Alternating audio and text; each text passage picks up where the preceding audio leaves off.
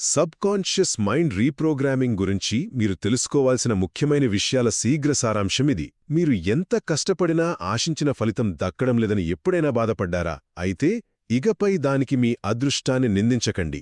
ఎందుకంటే మన జీవితంలో 95% మన సబ్కాన్షియస్ ప్రోగ్రామింగ్ పైన నడుస్తుంది.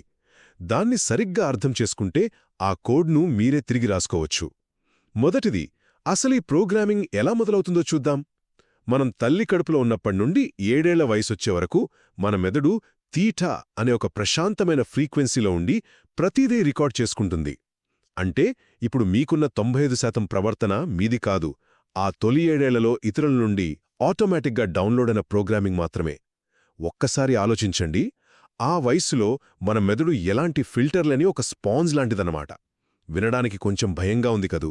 రెండవది, మనం పెద్దయ్యాక రోజులో 95% సమయం మన చేతన మనస్సు, అదేనండి కాన్షియస్ మైండ్, వేరే ఆలోచనలో ఉన్నప్పుడు ఈ పాత ప్రోగ్రామింగ్ ఆటోపైలట్గా మారిపోయి మన ప్రవర్తనను కంట్రోల్ చేస్తుంది.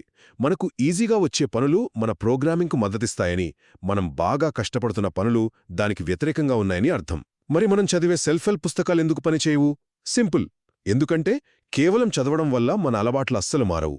చివరిది, ఈ ఆటోపైలట్ ఉచ్చు నుండి బయటపడి మీ కోడ్ను మార్చి రాయడానికి 3 అద్భుతమైన మార్గాలున్నాయి. 1. నిద్రలోకి జారుకునే ముందు మెదడు తీటా స్టేట్కి వెళ్ళినప్పుడు ఆడియో ప్రోగ్రామ్స్ వినడం. 2.